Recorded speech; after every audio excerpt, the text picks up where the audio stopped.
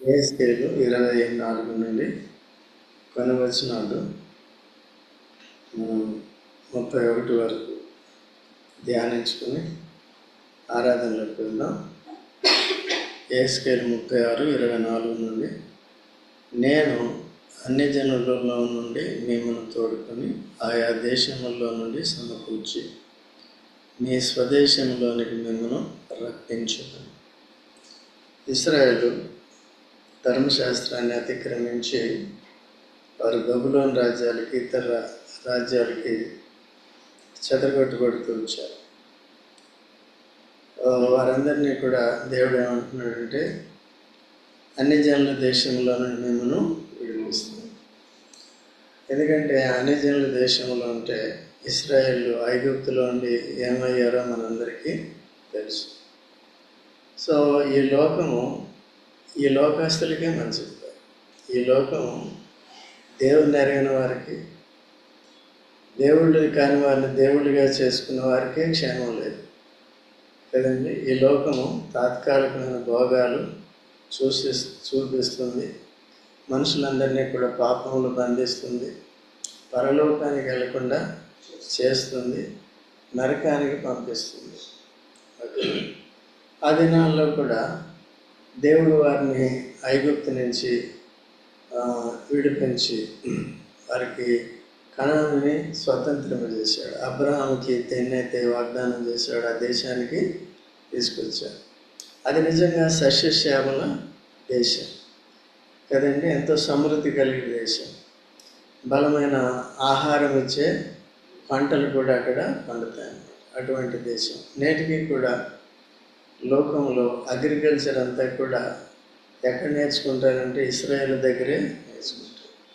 ఏ technology అయినా సరే ఇశ్రాయేల్ దగ్గరే నేర్చుకుంటారు. దేవుడు వారికి ఆ జ్ఞానం అనేది ఇచ్చాడు. ఎందుకంటే ఎడారిని ఏం చేశారు వాళ్ళు? ఎడారిని సస్యశ్యామలంగా చేశారు.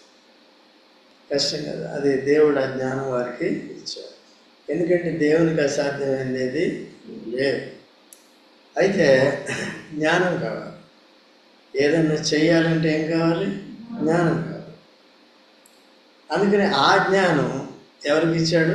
దాన్ని ఏర్పరచుకున్న వారికి. కాబట్టి సో వారి జీవనోపాధి కొరకు వారు తన భూమిని మార్చుకోవటానికి, సేద్యం చేసుకోవటానికి, పంటలు పండించడానికి, హాయిగా మంచిగా పండించుకుని ఏం చేయాలి? తిని పడుకోవాలి. అదే పని చేశారు. తినేం చేశారు? పడుకున్నారు. దేవుని ఏళ్ళ నిర్లక్ష్యాన్ని చూపించారు. వాక్యాన్ని చెప్తున్నారు యాజకులు, కానీ దాన్ని పాటించట్లేదు. తర్వాత ఏమైందంటే అబద్ధ బోధకులు, అబద్ధ ప్రవక్తలు చెప్పిన దాన్ని నమ్మారు. దేవుని ఇంకా విసిగించారు. పవిత్ర స్థలాన్ని అపవిత్రంగా చేశారు. దేవుని యొక్క ఆలయాన్ని, మందిరాన్ని కూడా అపవిత్రపరిచారు. అక్కడికే తీసుకొచ్చి విగ్రహాలను పెట్టి పూజ చేశారు. ఇంకేమైనా ఉంటుందా? అటువంటి భయంకరమైన పరిస్థితి ఇశ్రాయేలు చేశారు. అయినప్పటికీ దేవుడు వారిని చెరకి పంపించి ఆయా దేశాలకి చెదరగొట్టి సమయం వచ్చిన తర్వాత ఇప్పుడు ఏంటంటే, మిమ్మల్ని ఏం చేస్తాను, నేను తోడుకుని వస్తానని ముందుగానే చెప్తున్నాడు. దేవుడు ముందుగానే చెప్తున్నాడు, మిమ్మల్ని తిరిగి తీసుకొస్తాను. అయితే ఈ లోపల మిమ్మల్ని తోలివేయడానికి కారణం ఏంటో, తోలివేసిన తర్వాత అన్ని దేశంలో అప్పుడు మీరు తెలుసుకుంటారు. ఏది మంచిది? మా దేశమే మంచిది. మా దేశాన్ని ఎందుకు పోగొట్టుకున్నాం? మా దేవుని మేము నిర్లక్ష్యతను చూపించాం. అందుకనే ఇశ్రాయేల్ని చూసినప్పుడల్లా మన ప్రవర్తన కూడా జాగ్రత్తగా పరీక్షించుకోవాలి. లేనట్లయితే మన పని కూడా ఏమవుతుంది? ఎక్కడికో వెళ్ళిపోం, కానీ ఇక్కడే బందీలుగా ఉంటాం, ఇంట్లోనే బందీలుగా ఉంటాం. కొద్ది వాక్యం సరిగా తెలియలేదని వచ్చినా ఏం ఆరాధన చేయాలి, ఏం చేయాలి, ఏంటి అర్థం కాని పరిస్థితి ఉంటుంది. అలా లేకుండా చాలా జాగ్రత్తగా తెలుసుకోవాలి. కాబట్టి ఇక్కడ దేవుడు చేస్తున్న వాగ్దానం ఏంటంటే, నేను అన్ని జనుల్లో నుండి మిమ్మల్ని తోడుకొని ఆయా దేశంలో నుండి సమకూర్చి మిమ్మల్ని రప్పించు. అదే ఇక్కడ ఎన్ని మాట్లాడుతున్నాడు? సమకూర్చి, రప్పించి, సమకూర్చి తోడుకొని వచ్చి సమకూర్చి ఇన్ని ఇంత జాగ్రత్త తీసుకుంటున్నాడు. ఒంటరిగా ఒక్కొక్కరిని తీసుకురాడు, అందరిని ఏం చేయాలి? ఇశ్రాయేల్ని ఒక్కొక్కరిని తీసుకొచ్చాడు. కొత్త నిబంధనలు ఒక్కొక్కరిని రక్షిస్తాడు. అందుకనే దీనికి పర్సనల్ సాల్వేషన్, వ్యక్తిగత రక్షణ కదా. ఆయా దేశాల్లో ఆయా ప్రాంతాల్లో సువార్త యేసుప్రభు మరణ పునరుత్థానాలు ప్రకటించినప్పుడు నమ్మిన వారు ఏం చేస్తున్నారంటే క్రీస్తుని అంగీకరించి రక్షకుడిగా ప్రభువుగా పాపాలు ఒప్పుకుంటే క్షమించి రక్షించి సంఘానికి తీసుకొస్తాం. మనం ఎక్కడికి తీసుకురాబడాలి? సంఘానికి రావాలి, వచ్చి దేవుని సేవ చేయాలి, దేవుని వాక్యం నేర్చుకుని దేవుని సేవ చేయాలి. సో కాబట్టి దేవుడు వారికి ఇటువంటి వాగ్దానం ఇచ్చాడు. తర్వాత 25వ వచనంలో తీసుకొచ్చి ఏం చేస్తాడంట? నా అపవిత్రత అంతా పోనట్లు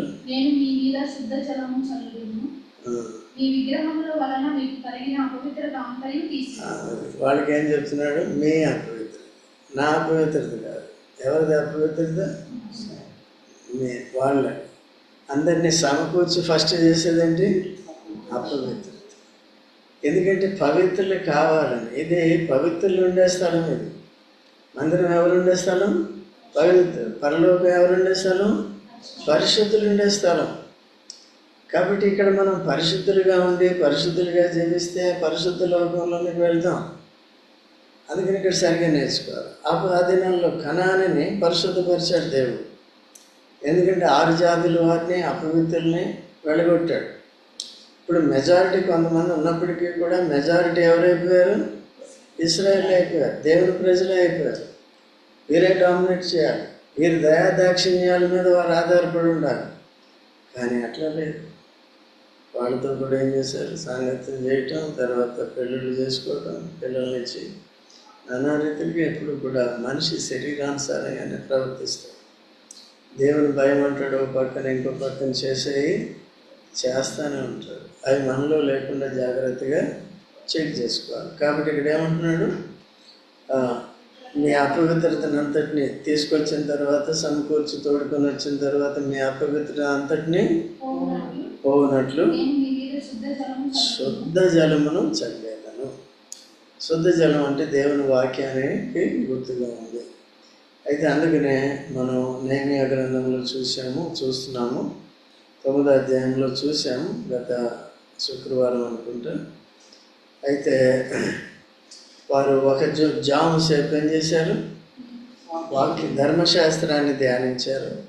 తర్వాత విన్న తర్వాత అందరూ పశ్చాత్తాపడ్డారు. వారు చేసిన ధర్మశాస్త్రం ఏం చెప్పింది, మనం ఏం చేసాం, మన పాప క్రియలను బట్టి వారు పశ్చాత్తాపడ్డారు. ఒక జాము చేపు కదా, అంటే ఒక 2 గంటలు వాక్యం ధ్యానించారు, 2 గంటలు పశ్చాత్తాపడ్డారు. దానికంటే ముందుగా తగ్గించుకున్నారు, గోనె పట్టు పెట్టుకుని తల మీద ధూళి పోసుకున్నారు. అంటే తగ్గింపుకి గుర్తు అన్నమాట.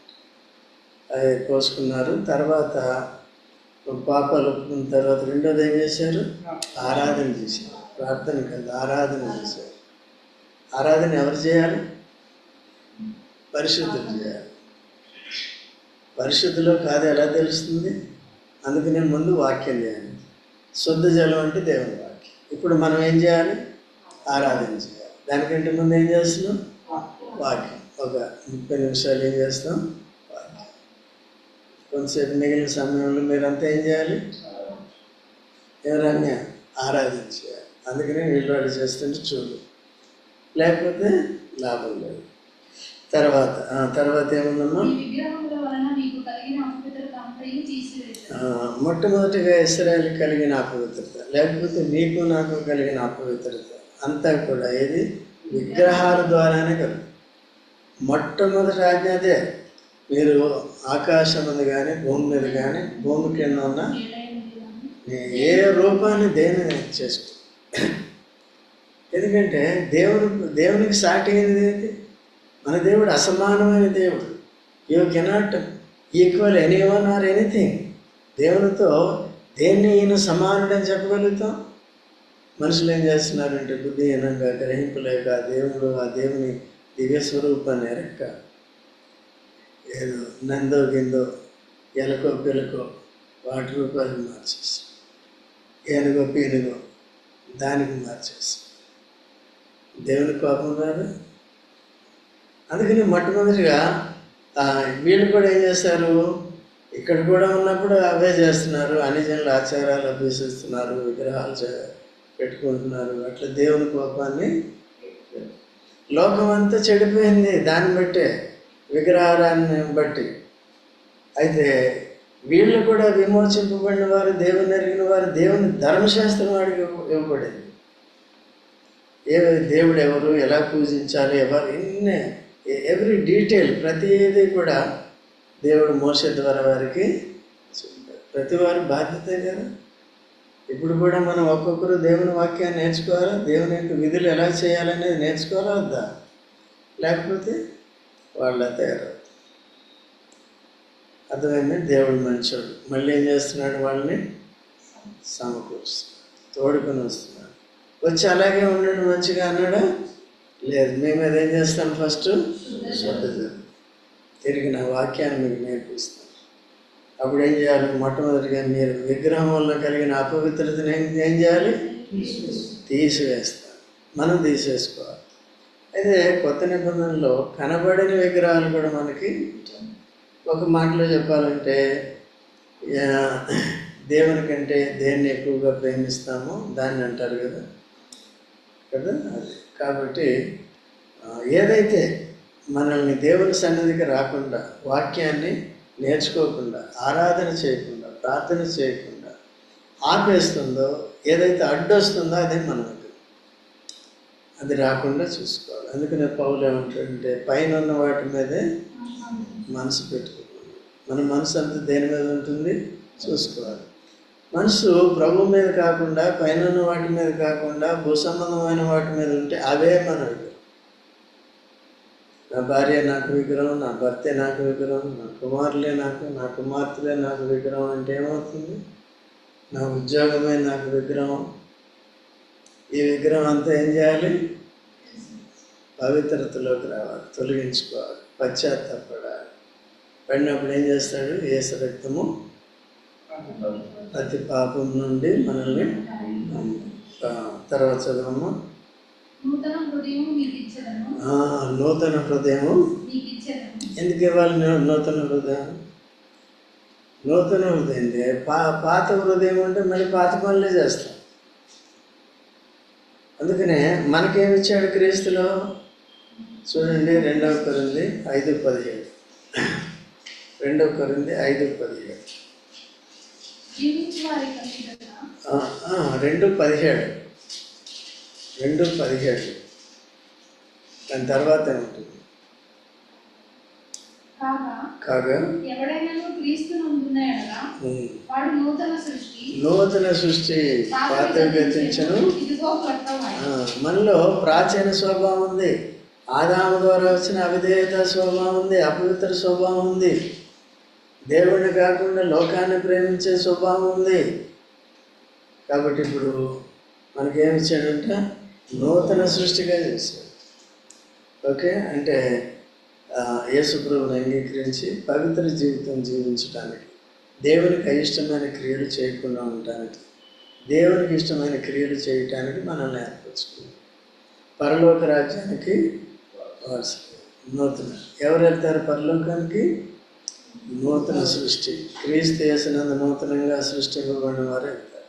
క్రీస్తు యేసులో ఆత్మ సృష్టి, మొదటి ఆదాములో శరీర సృష్టి. ఇది మొదటి ఆదాములో పాపం వచ్చింది, యేసు ప్రభులో పాపం పోయి నీతి వచ్చింది. ఓకే, నీతి, సమాధానం, నిత్య జీవం వచ్చింది. కాబట్టి అందుకనే మనం ఎప్పుడు కూడా ప్రాచీన స్వభావాన్ని చెక్ పెట్టుకోవాలి. ఎందుకంటే శరీరంలో అది కూడా ఉంది, అయితే హృదయంలో మార్పు అనేది వచ్చింది కదా. ఏంటదే మార్పు? నూతన హృదయం మీకు ఇచ్చేదను, నూతన స్వభావం. చాలా మందిలో ఇంకా ప్రాచీన స్వభావమే కలుగుతుంది, దేవుని కనపరిచే జీవితం ఉండదు. తమ అపవిత్రతను పోగొట్టుకుని పవిత్రులు అవ్వాలనే ఆశ కొంతమంది కనపడి చాలామంది చూస్తూ ఉంటారు. ఇప్పుడు వచ్చే జనరేషన్స్ కూడా కొంతమంది భక్తి కలిగిన వారు ఉన్నారు, కొంతమంది అసలు చాలా నిర్లక్ష్యంగా ఉంటారు. అలా ఉండకుండా మన పిల్లల్ని జాగ్రత్తగా చూసుకోవాలి కదా.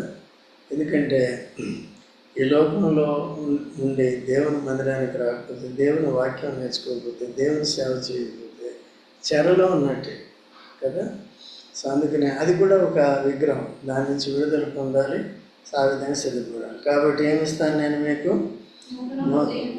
మీకు ఇచ్చేదను, స్వభావం కూడా ఇస్తాను, తీసివేసి మీకు ఇచ్చేదను, ఉంచి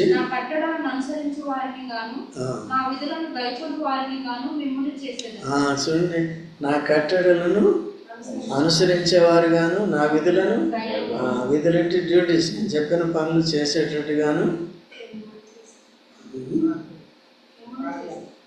ఆజ్ఞలు గైకొని వారుగాను చేసేదాను. అంటే ఇప్పుడు ఇది చెయ్యాలంటే తన ఆజ్ఞలు గైకొని తన కట్టడలను ఆచరించే గైకొనే వారిగా ఉండాలంటే ముందేం కావాలి?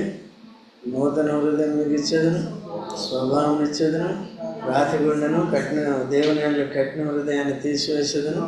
ఇవన్నీ మాంసపు గుండెని ఇస్తాను. ఇవన్నీ చేసే దేని కొరకు? ఆజ్ఞలు పాటించి ఆయన విధులు గైకోండి, అంతే. కాబట్టి తర్వాత నేను మీ పితరులకు ఇచ్చిన దేశంలో మీరు నివసించెదరు, మీరు నా జనులై ఉందురు, నేను మీ దేవుడనై ఉందును. పితరులు ఏం చేశారంటే నివసించారు, వీళ్ళే సరిగా నివసించట్లేదు. అబ్రహాం నివసించాడా? అబ్రహాము అదే అడ్రడ్డి తిరిగి వెళ్ళినప్పుడు నీ సంతానానికి ఇస్తా అన్నాడు. కొంతకాలం అక్కడ ఉన్నాడు. అయితే వారి సమాధులన్నీ కూడా అక్కడే పెట్టుకున్నారు. హెబ్రోన్ దగ్గర, మమ్రే దగ్గర పొలం కొనుక్కొని అనిజన్ల దగ్గర అక్కడే పెట్టుకున్నారు. ఎప్పుడు దాని కనెక్షన్ పెట్టుకున్నారు ఇద్దరు. ఈవెన్ యోసేపు చనిపోయిన తర్వాత కూడా నా ఎముకల్ని తీసుకెళ్ళి దేవుడు విడిపిస్తాడు, అక్కడే చేయండి. యాకోబుని కూడా తీసుకెళ్ళి ఎక్కడ సమాధి చేశారు? మమ్రే, అక్కడే చేశారు. ఓకేనండి. కాబట్టి ఆ పితరులు ఆ దేశాన్ని అంతగా ఎంతగా విమోచింపబడిన వారు ఆ కణానికి లింక్ అయి ఉన్నారు. యేసుక్రీస్తులో విమోచింపబడిన మనం ఎప్పుడు పరలోకానికి లింక్ అయి ఉన్నారు. మన సమాధి కూడా ఒకవేళ చచ్చిపోతే ఎవరిలో ఉంటుంది? యేసు ప్రభువులో ఉంటుంది. క్రీస్తు నందుండి వారు ధన్యులు కదండి. వారు ప్రయాసములన్నీ కూడా మానేస్తారు, మానివేసి పరలోకం చేరుతారు. ఓకే, నిత్యమైన సుఖం దొరుకుతుంది, ఆదరణ దొరుకుతుంది. ఓకే, సో అందుకనే మనం ఎప్పుడు కూడా దేన్ని చూడాలి? వీళ్ళు దానికి ఇతరులు ఇచ్చినంత విలువ ఇవ్వలేదు కాబట్టి చెడిపోయారు. మనం కూడా పరలోకం, క్రీస్తులో దేవుడు మనకి ఇచ్చిన పరలోకాన్ని విలువ ఇవ్వకపోతే మనం కూడా అంతే. ఏదో చర్చికి వెళ్ళాను వచ్చాను, దానివల్ల ఉపయోగం. నేను స్కూల్కి వెళ్ళాను, కాలేజీకి వెళ్ళాను వచ్చాను, ఏమి నేర్చుకోలేదంటే ఏం లాభం? రేపు పరీక్ష పెట్టిన తర్వాత 2 సున్నాలు వస్తాయి. ఇప్పుడు 0s వస్తే ఏం లాభం? 1 ఉండదు, పక్కనే 6 ఉన్నది. అట్లా చేయండి. తర్వాత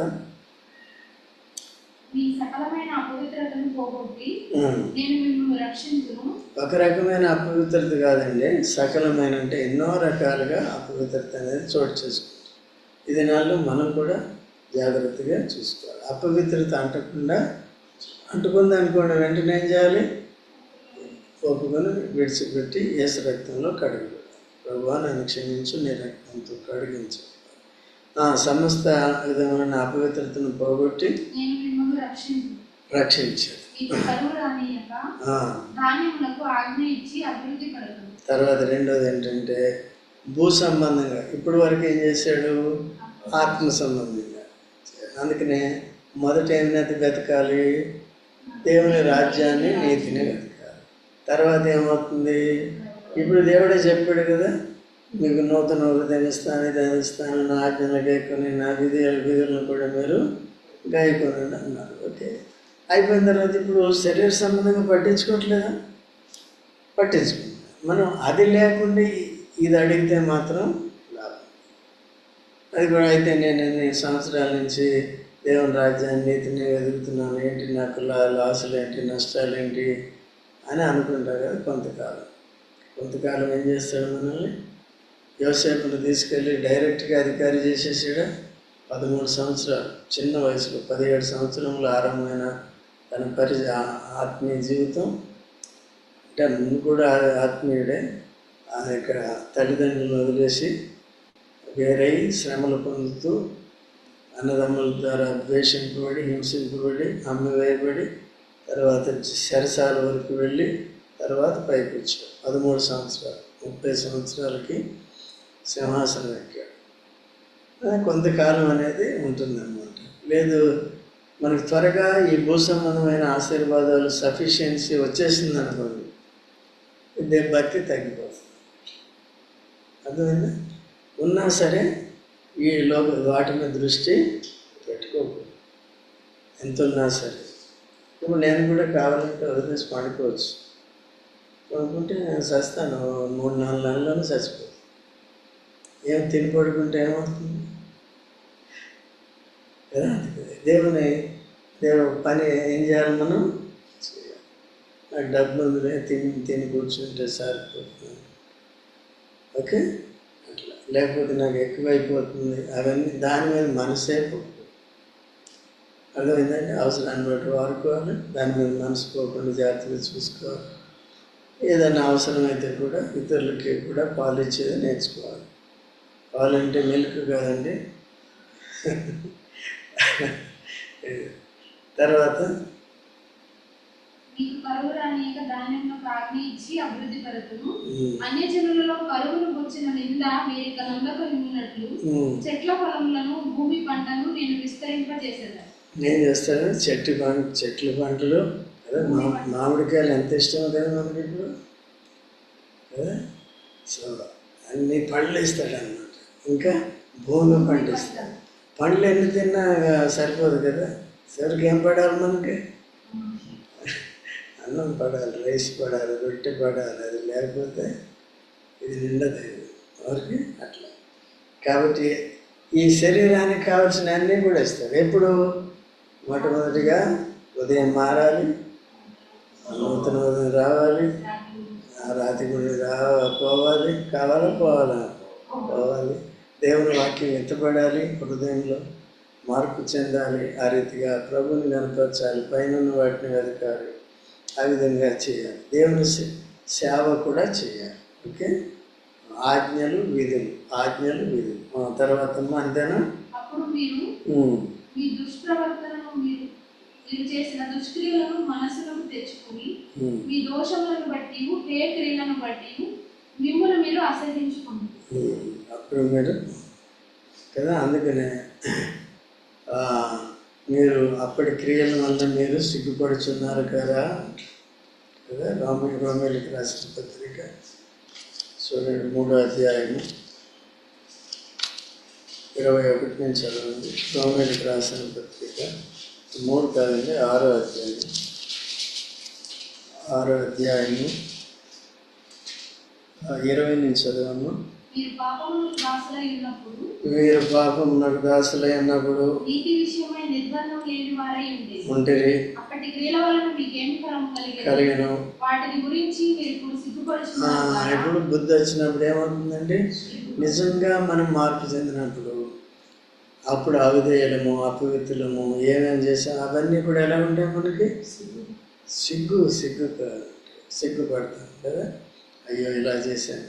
నేను ఎప్పటికీ కూడా అప్పుడప్పుడు గుర్తొస్తే ప్రభు నన్ను క్షమించిందిగా ఏదేదైనా అంటూ ఉంటాను. అందుకనే దావీదు కూడా అంటాడు, ప్రభు నా బాల్య పాపములను క్షమించు అంటాడు. ఓకేనా?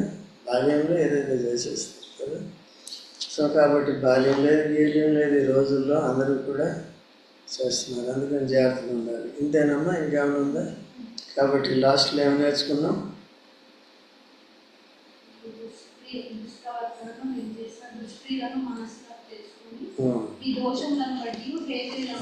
కాబట్టి మార్పు చెందకపోతే మన దుష్క్రియలన్నీ కూడా మనకి ఇష్టంగా ఉంటాయి, దేవునికి అయిష్టంగా ఉంటాయి. దేవుని ఆశీర్వాదాలు ఆత్మీయంగా, భౌతికంగా కూడా పొందలేం. మనసు మారింది, రూపాంతరం చెందింది, హృదయం మారింది అన్నప్పుడు ఇవన్నీ అప్పుడు పాత అంటే శరీరంతో చేసిన కార్యాలన్నీ అన్నిటి విషయంలో సిగ్గుపడుతుంది కదా, చేసింది తప్పనప్పుడు తీస్తే. అందుకని ఈ మార్పు అనేది మనసులో రావాలి. ఓకేనా? ఆరాధన చేసుకో.